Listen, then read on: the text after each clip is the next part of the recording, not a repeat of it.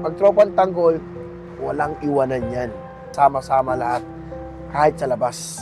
Pinakahuling sila namin ngayon. Hey! Bakit di mo sinabi? Nahawak mo na naman ko si Manibel na!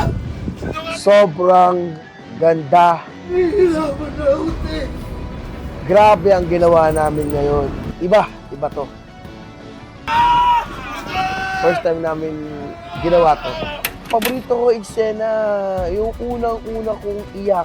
Lumud ako na nahuli kami ng mga pulis, mga tropa. Tapos si Tanggol, nagpagbarilan kay Mando, tsaka kay Mang Rigor. Tapos ang kala namin, kasi may nagsabi na pulis na patay na daw si Tanggol. Ay kahabang kami nakaposas, nakaluhod kami, sabi namin, patay si Tanggol. Kaya kami mga tropa, nagulat kami. Kala namin si Tanggol na wala na patay na. Kaya grabe ang iyak namin yun. For the first time kong umiyak yun. Sumigaw ako na sobrang galit na gusto ko patayin yung kalaban namin. Saka hindi ko makakalimutan, nakasama ko yung mga veteranong artista na pinapanood ko lang dati sa TV. Pero ngayon, nakakasama ko na sila ngayon.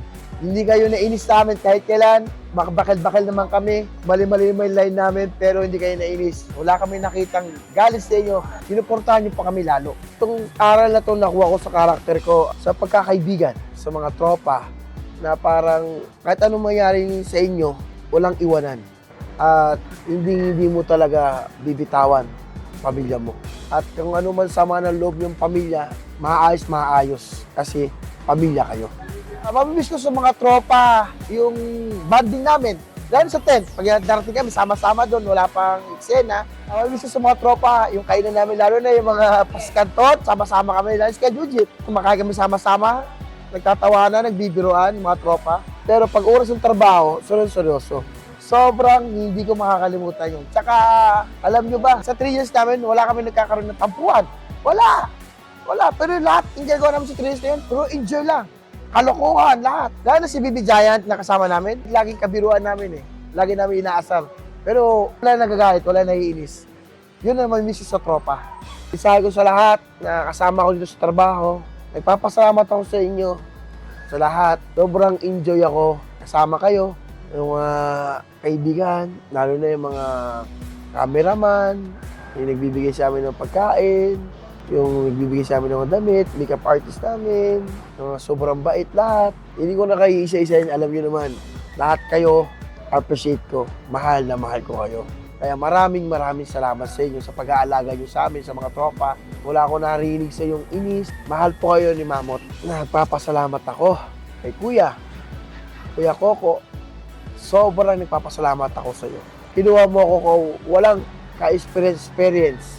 Galing Mandaragat, sa Limay Bakong Bataan, napunta sa Maynila, sa Palaran, tapos naging boksingero, lumaban ng MMA, awa ng Diyos, nanalo, champion 2 times. Doon ako nakilala ni Kuya, pinahanap ako.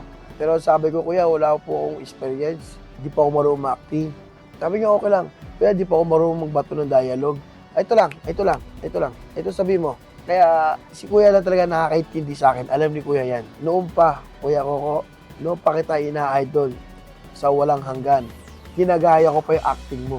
Kasama si Ate Jules. Nagpapasalamat sa kay Kuya. Tulad niya sinabi ko, Kuya, sa kanila, sa mga kasama ko dito sa Batang Quiapo, si Kuya, palagaan natin. Hindi si Kuya pwede magkasakit. Hindi si Kuya pwede mapilay. Hindi pwede si Kuya maaksidente. Kasi siya ay nagbibigay ng buhay sa atin. Siya ay nagbibigay ng trabaho sa atin. Kasi pag si Kuya nagkasakit, si Direk Coco nagkasakit, pilay tayo lahat. Kung gano'ng pagmamahal sa atin ni Direk Coco, suklihan natin ng sobra. Kasi walang katulad yan. Iisa lang yan, Coco Martin na yan. Napaka-genius. Napakabait. Kahit sino tinutulungan. Hindi nyo lang alam, si Kuya nagbigay sa akin ng business sa Parisan. Siya ay nagturo sa akin magluto ng Paris, saka si Lola. Kaya nagpapasalamat ako, Lola. I miss you. Saka kahit pa paano, may maliit na kami business na palengke. Dahil po sa iyang Direk Coco. Kaya nakakaroon kami ng business. Kaya nagpapasalamat ako sobra sa iyo, Kuya. Mahal na mahal kita. Kaya sabi ko sa iyo, Kuya, hindi kita iiwan.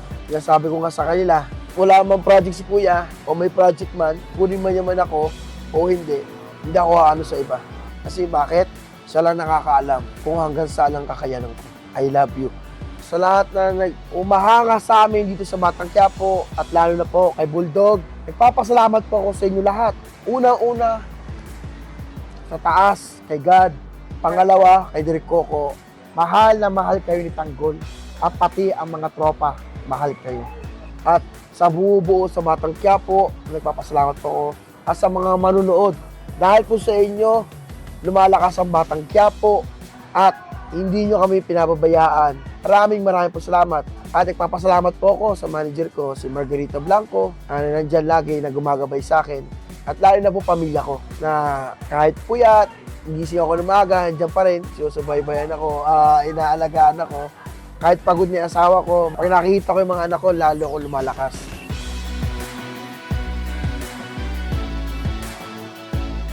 Ako po, si Sugar Ray Damamot Istroso, gumaganap dito sa Batang Quiapo. Bulldog is now signing off.